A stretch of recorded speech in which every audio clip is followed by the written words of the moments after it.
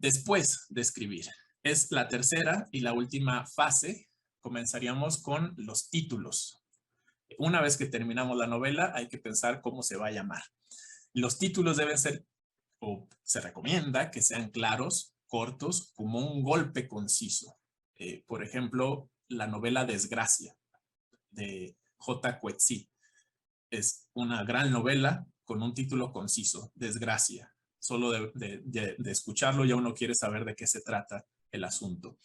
A veces los títulos unen dos palabras que representan aspectos que parecen contrarios, pero que al mismo tiempo son contundentes. Por ejemplo, la novela Guerra y Paz de Tolstoy. Pues son dos contrarios en el mismo título que nos habla de todos los procesos que va a haber. O la novela Historia sin fin de Michael Ende. El mismo título nos hace preguntar de qué se va a tratar eso. El objetivo de un título es dejar pensando al lector, provocar su deseo por leer. Un último ejemplo sería Una habitación propia de Virginia Woolf. El mismo título nos hace cuestionar de qué podría tratar y es un libro muy importante para el feminismo. Vamos adelante.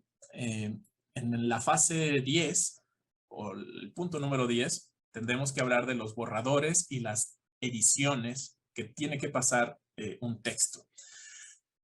Para esto quisiera decir que vale la pena deshacerse de la idea de que todo es urgente, de que hay que revisar en un día o dos. Hay que tomarnos el tiempo para revisar. Revisar lo que escribimos es tan importante como escribir. Nada queda bien a la primera. Ningún texto está suficientemente bien elaborado solo tras terminar de escribirlo. Hay que releerlo, hay que corregirlo, hay que editarlo, habrá que quitar algunas cosas, esto lo saben todos los escritores. Importa mucho mantenerse escribiendo, más que hacerlo bien a la primera. Hay que pulir el diamante y todo eso, mientras más corregimos, vamos a ser más capaces de distinguir la buena escritura de la mala escritura, porque vamos a encontrar fácilmente errores en una línea que no podríamos encontrar si no somos dados a la revisión sistemática y a la atención de los detalles. No solamente es corregir ortografía, sino secuencia, hilo conductor, orden de las ideas y congruencia misma y rigor del mismo texto.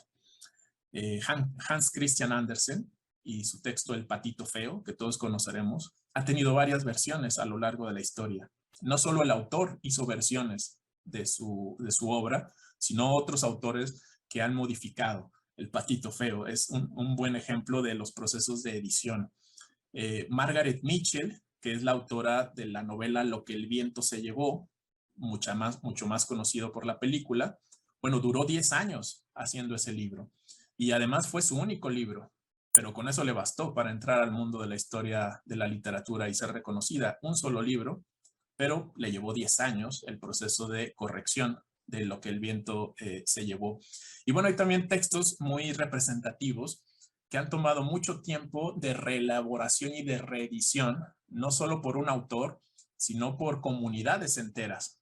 Por ejemplo, la gran novela y larga, Las 1001 noches, bueno, ha tomado cientos de años para tener la versión que tiene hoy. Incluso en versiones más actuales, más cercanas a nuestro tiempo, se fueron incluyendo textos que antes no estaban. Por ejemplo, Alí Baba y los 40 ladrones, o Aladino, que forma parte de esta colección, pues fueron añadidos después, no necesariamente estaban en la versión original. Hay libros que tienen su historia de reinterpretaciones, la Biblia, por ejemplo, ¿no? En el mundo judío se conoce como Mishnah a la Torah oral, es decir, la serie de interpretaciones que tiene el texto. Entonces escriben texto sobre el texto, ¿sí? Corrigiéndolo, mejorándolo, complementándolo. Los Vedas en el hinduismo es un texto que lleva 1000 años, duró 1000 años construyéndose, y un compilador llamado Vyasa fue el que unió todos esos textos, o podríamos hablar también de los Upanishads en el budismo, en fin, que son más de 200 libros que han llevado más de 400 años. Los textos siguen reestructurándose, se tiene que poner un punto final, pero el punto final nunca es definitivo. Eso es lo interesante del asunto. Los procesos de edición siguen sucediendo. Muy bien, vamos a la última parte, para poder dar espacio a preguntas y comentarios si es que los hay, siempre habrá la opinión ajena. Si tú escribes algo, habrá opiniones sobre ese texto, eso en el mejor de los casos, porque el peor de los casos es no ser leído. Pero en caso de ser leído, pues habrá una opinión ajena. Uno debe terminar cuando está orgulloso del texto, entonces ahí es cuando lo da a conocer a los demás. Y de pronto uno pide opinión a personas cercanas que nos digan lo que opinan del texto.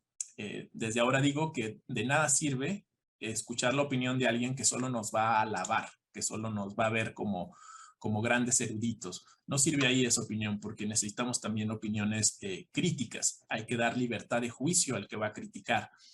Pero al mismo tiempo, la opinión de un crítico nunca es definitiva. Tampoco habría que desanimarnos si alguien nos dice no me gusta lo que escribes o está mal escrito, pues no es la opinión definitiva. Puede ser la opinión de uno o de otro. Ahora, si está mal escrito a nivel gramatical, eso no es opinión, eso puede ser muy objetivo, ¿no? Stephen King él ha dicho que su mejor crítica es su esposa, llamada Tabitha. Así que yo diría que un escritor necesita un lector aliado, que sea quien sea capaz de criticarlo sin este afán de solo alabar, ¿sí?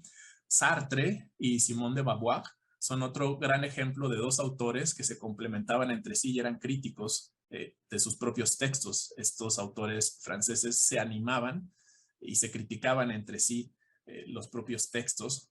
Y bueno, hay otros autores muy cerrados a la crítica, como Truman Capote. Él decía, el tiempo peor aprovechado es el que le damos a los críticos, él decía. Y Hemingway pensaba también que suficiente tiene un escritor con hacer un texto como para encima tener que explicárselo a los críticos. Él ya se refería más bien a los críticos de prensa.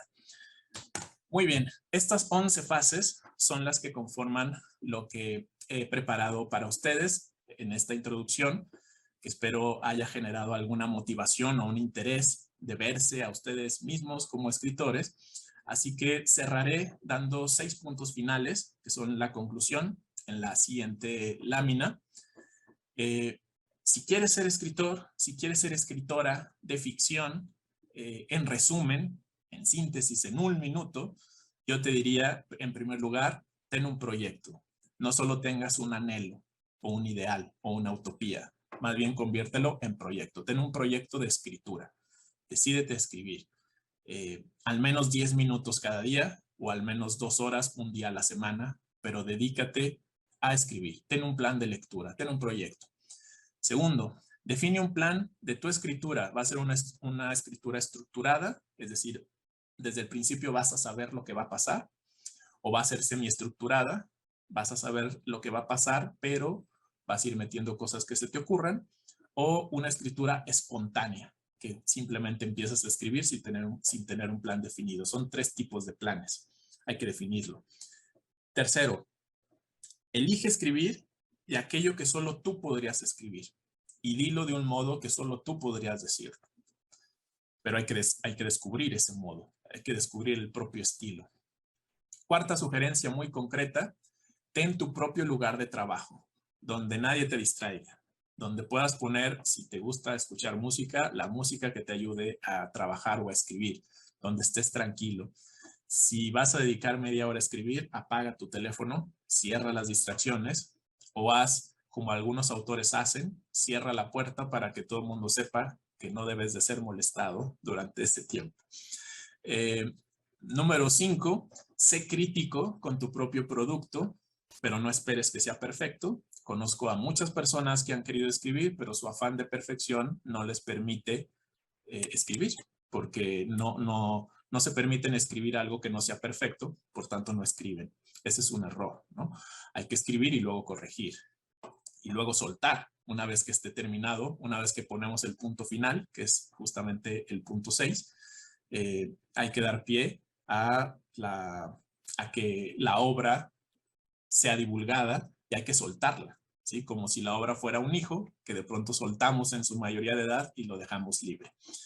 Cierro con la siguiente lámina, que son 3 conclusiones.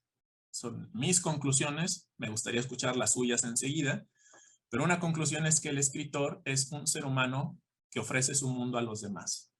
Así que hay que cuidar que ese mundo tenga algo que aportar.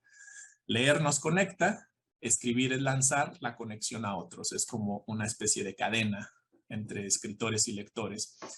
Y una ventaja, si bien hay muchas desventajas de ser escritor, pero hay una gran ventaja y es que nadie te puede despedir, ¿sí? Siempre tendrás trabajo, siempre y cuando quieras escribir. Incluso, como he dicho, algunos hasta en la cárcel escribieron, como Oscar Wilde o el Marqués de Sade, que hicieron todo por seguir con su labor de escritores.